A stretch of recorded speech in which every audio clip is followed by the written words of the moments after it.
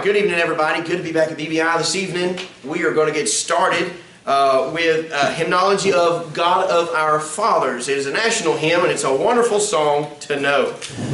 This stirring patriotic hymn has become increasingly popular since it was first written by an American Episcopalian minister in 1876. Today it is included in nearly every published hymnal in this country. God of Our Fathers is the product of the Reverend Daniel C. Roberts, at that time pastor of a small rural church in Brandon, Vermont. It was written to commemorate the 100th anniversary of our country's Declaration of Independence and was sung for the first time at Brandon's 4th of July celebration to the music of the old Russian national anthem. How about that? They didn't need it anymore, so we put it to good use. This tune, which has since come to be known as the Russian hymn, is used exclusively today with the hymn God the Omnipotent. Later, Robert submitted his text anonymously to the committee revising the Episcopal hymnal, and it was included in their 1892 edition, wedded with the Russian hymn tune. At the time of our national centennial observance, commemorating the adoption of the Constitution, Robert's hymn text was chosen as the official hymn for that event. The committee commissioned the organist of the St. Thomas Episcopal Church in New York City, his name was George William Warren, however, to compose an original tune for Robert's text. This new tune, with its dramatic trumpet calls before each stanza, contributed much to the growing popularity of the hymn. The hymn first appeared with its new tune, the National Hymn, in 1894 in the official hymn of the Episcopal Church, and Robert's text has been used exclusively with this music to the present time. The hymn text represents Daniel Roberts' one claim to literary fame. Evidently, he was a very modest man. In 1901, he wrote, "I remain a country parson, known only within my own small world." Concerning his hymn, he once stated, he said, "My little hymn has thus had a very flattering official recognition. But that which would really gladden my heart, popular recognition, it has not received." Although popular recognition for Robert's hymn text was slow in coming, he did receive various honors before his death in Concord, New Hampshire, on October the 31st in 1907. He was given a Doctor of Divinity degree by Norwich University, was made president of the New Hampshire Historical Society, as well as president of the State Normal School in Vermont and chaplain of the National Guard of New Hampshire. Following service in the Union Army during the Civil War and later ordination to the Episcopal ministry in 1866, Roberts served parishes in Vermont and Massachusetts. And for many years, he was the vicar of the St. Paul's Church in Concord, New Hampshire. The composer of the national hymn tune, George William Warren, was known as an accomplished organist while serving Episcopalian churches in Albany, New York, and Brooklyn. He also composed various anthems and hymn tunes, and in 1888 edited Warren's hymns and tunes as sung at St. Thomas Church. Later, Warren received an honorary Doctor of Music degree from Racine College in Wisconsin in recognition of his church music accomplishments. This text, with its recognition of God's providential guidance of our nation in the past and our need for reliance on Him for the future, combined with its stirring inspirational music, is a very usable hymn for any national celebration. So if you'll join in with me, if you don't know it, it'd be a good one for you to learn. This is God of Our Fathers. Wish we had some trumpets to join in with us here, to play the triplets in the beginning. Da, da, da, da, da. That'd be nice. Here we go.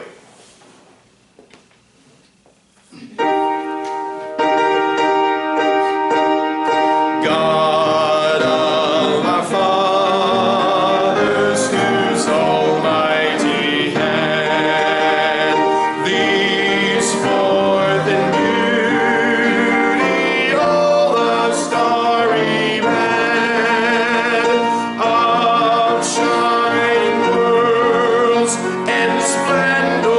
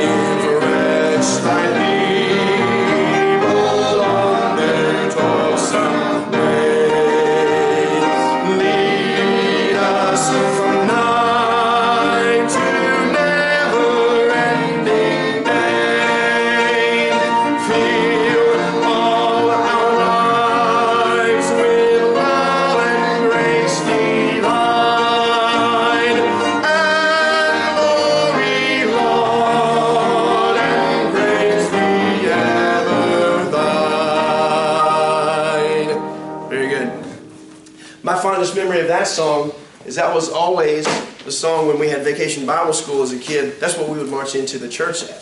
So it was really, really fitting for that occasion. All right, tonight we start a new session. You should have a syllabus for this new session, and you should have a lesson for tonight, lesson number 1. We're going to look at the fundamentals of conducting. This has been one that I have been avidly anticipating. There's only one more session that I'm anticipating even more than this one, and that's on the fundamentals of singing. But tonight we're going to look at the fundamentals of conducting. We're going to begin to introduce to you the different hand gestures, the different movements of the hands and the arms and that sort of thing, so that you can go from just simply singing facing other people to where you're actually leading other people in their singing, conducting, in other words.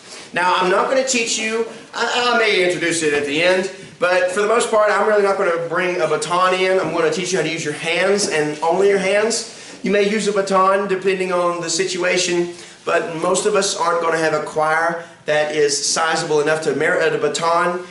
I've used a baton at Pleasant Grove, but it was for the Christmas cantata because, you know, it was a different environment, and I thoroughly enjoy using a baton. It really gets the attention, and you can always threaten to people when they're not paying attention. On God! But anyway, yeah. So let's look at the conductor's pattern, the 2-beat pattern tonight. We're going to start small, start easy with just the 2-beat pattern. Now, when you use a 2-beat pattern, you're going to use this in any time signature that has the 2 in the top number, 2 beats per measure, or if you're singing a rapid 6/8 time. We'll get to that in a second. So a 2-beat pattern, it is as follows. I have a diagram for you to follow there. It is simple. The starting point is always here as long as you start on beat number 1 in the song, and we'll explain that in a minute. And it's always down, slightly out to the right, and back up. So it's 1, 2, 1, 2. It's just out, down, out, up. 1, 2, 1, 2. Okay? Always make sure that you accent the first beat. No matter what time signature that you're conducting, the downbeat, that's where you get this term from, because when you conduct, you go down to signify that that is 1. It is always accented. Humans naturally emphasize the first beat of a measure. That's how come you can listen to songs and you can eventually pick up where the beginning of the measure is just by listening, because of the natural emphasis that humans place on the first beat of the measure. You have to remember to keep your arms loose and to let them be relaxed. Most of the tension is going to be right in here, because you're going to want your arm to be able to flow, because you want to have expression. As you don't want to be up here and be a robot and just do this number. You know, if you're the drum major in the marching band, that's one thing, you know, because that's kind of, they like the rigidness of it. And that's all they do. That's all they do. But when you're leading a choir or a congregation, you want to be human. You want to not be so robotic. You want to be fluid, because you want to be able to convey to the people the mood of the song. If a song has a rather rigid and a rapid feel to it, for example, you want to stiffen up a little bit, like How Firm a Foundation, for example. You can think about this. Watch the difference in the way that I conducted. If we were doing it, typically I would do it this way. How firm a foundation, ye saints of the Lord. Instead of going, how firm a foundation. It's not the style that the song is correctly to be sung. So we make it more rigid with our arm, and it conveys to the singers that we're not going to just lullaby this one away. We are going to emphasize these words and make it stern. Okay? So when it's delivered properly, the hand moves from the starting position down to the waistline and out to the side. And that signifies 1. And then comes back up to the starting point for beat number 2. You got to come back to the left now. Now, I have met some people, and I hope this is none of you, and if you do, God bless you and help you. I hope you'll get through this. But I know some people that are so uncoordinated that they can't get some of this through their brains, okay? So I tell you, you go down. You're not going to mirror me. You're going to listen to what I'm telling you. I'll turn around if you have to mirror me, okay? But you're going to go down. You're going to go head to waist, out to the side, and back up, okay? Now, the larger the choir, the more grand the gestures would be. The smaller the group, the more subtle your gestures would be. When you're leading little children, You don't want to get up there and be like, how firm I found. They're not going to want to sing. They're going to want to laugh at you, okay? So you want to try to be how firm. And it always curtails and it's customizable. The grand scheme of it is always customizable to the size and to the song, okay? So most songs begin on what we call the downbeat. If it doesn't have what we call, I can't remember if we studied this in theory last year, but we will this year, what's called a pickup measure, meaning that you're picking up what was left off at the end of the song. Like if the last note of a song in 4/4 time, if it's in 4/4 time, which note takes up the entire measure? A whole note. So if it's in 4/4 time, and it should be, you would expect a whole note to be the last note of a song. If you notice in a particular song that the last note of a song is actually a dotted half note, that means that there's only 3 beats in that measure. Well, that 4th beat has to be somewhere. It didn't go on vacation. You'll notice it'll be at the very beginning of the song. That's called a pickup measure. You're picking up where the end left off. So instead of starting on 1 in that particular song, you would start on 4. So if How Firm a Foundation was written in 4/4, that's what it would be. But because it's in 2/2, I don't know why you do that, but because it's in 2/2, it's still a pickup, but it's not on 4, it's on 2, okay? So if it was in 4/4, it would be like 4, 1, 2, 3, 4, 1, 2, but because it's in 2/2, it's more like 2, 1, 2, 1, 2, 1, 2, 1, okay? So we're going to practice this together. Mom's going to jump on the piano and she's going to play with us a little bit. Unless Mom would rather learn how to do it herself. Do you want to practice on the hand movements and stuff like that too? Be beneficial to you. But we'll need you to play so that we can do it together too. So how about you just go ahead and jump on the piano. So you have to pay attention to whether or not you're going to have a pickup measure. And we're going to study this more in depth. But just know you have to pay attention to whether or not you have a pickup measure, for the simple fact that you don't want to be leading incorrectly throughout the song. You want to hit the ones where they belong. Everybody take your hymn book and turn to 127. How Firm a Foundation. How Firm a Foundation is written in 2/2. So let's look at this one first. And your first hand movement is going to be up, because we're starting on a pickup, okay? If this was a full, everybody look at the very last measure, the bottom of the song all the way to the right hand side. The last note of this song is a half note, correct? Yeah. If this was a full measure, it would have 2 half notes in it, or a whole note. But because it has 1 half note, we know that there's one missing. Well, guess where it's at? The first measure. Right next to where it says 2/2 time signature at the very beginning. Notice you have a half note, and then you have your bar line for your next measure.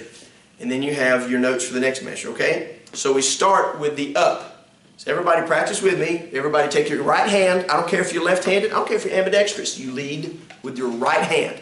This is tempo. This is articulation, volume, dynamics, things like that, okay? So we conduct, first of all, with our right hand. So everybody take your hand to the starting position up here, okay? This is where we start if it was in 2/2 and we were doing it normal. Right hand.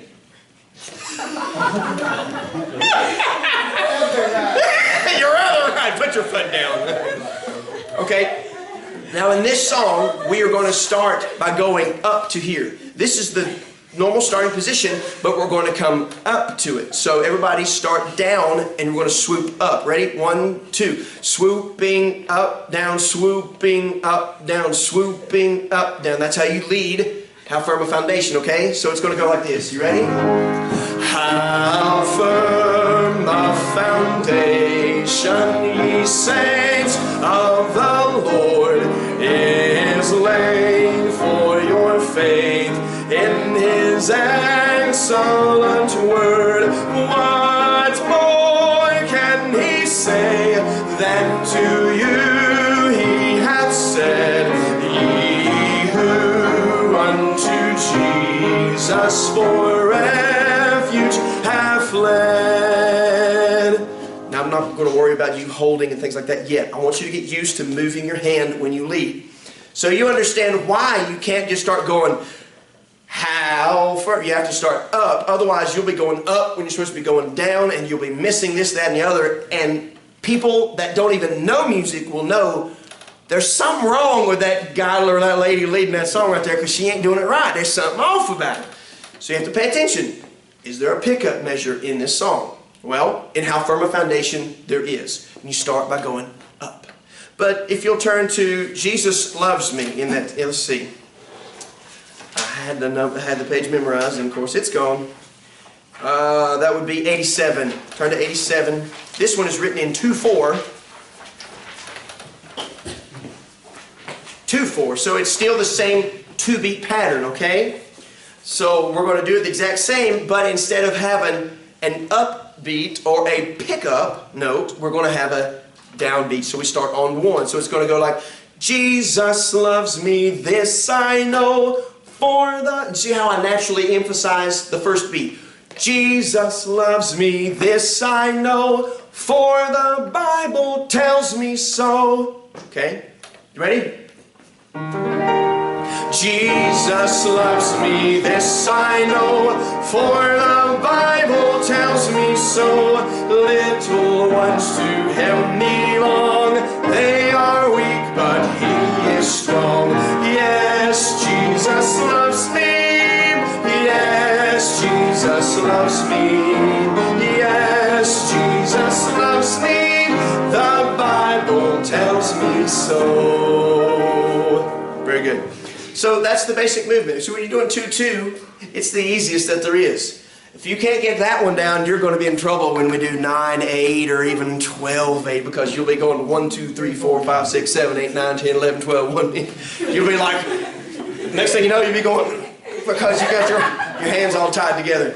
So we're starting with the easy one first with just 2/2, okay? So that's the basic gist of it. What we're going to do now is we're going to sign off here on the video and leave all of you to practice the basic 2-tune pattern here, the 2/4 pattern, or rapid 6/8 beat if you were going 1, 2, 3, 4, 5, 6, 1, 2, 3, 4, 5, 6, okay? We'll let you practice getting some songs out of your hymn book. We're going to spend some time here in our classroom and giving people an opportunity to kind of get comfortable with that on their own, okay? Thanks for tuning in. Y'all have a great evening, and God bless you.